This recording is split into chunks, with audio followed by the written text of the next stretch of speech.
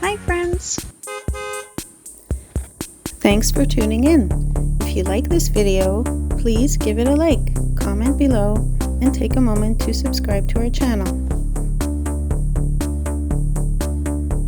Welcome to our southbound journey along Interstate 79 in West Virginia, starting near Burnsville and concluding near Beckley. As we begin near Burnsville, we're in Braxton County, the central county of West Virginia, established in 1836 and named after Carter Braxton, a Virginia statesman and signer of the Declaration of Independence. Burnsville itself is a quaint town located at the confluence of the Little Canoe River and Salt Lick Creek.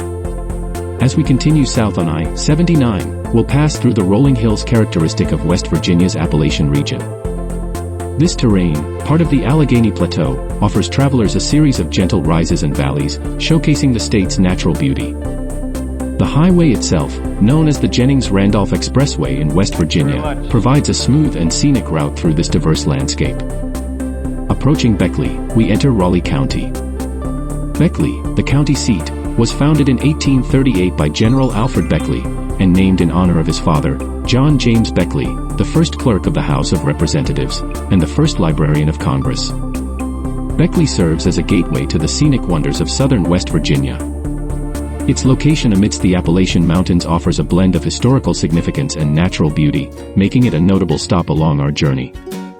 As our drive concludes near Beckley, we reflect on the journey through this captivating part of West Virginia. From the historical significance of Burnsville to the scenic landscapes along I-79 and the rich heritage of Beckley, this stretch of highway offers a glimpse into the state's diverse history and natural beauty. Thank you for joining us on this journey on I-79 in West Virginia.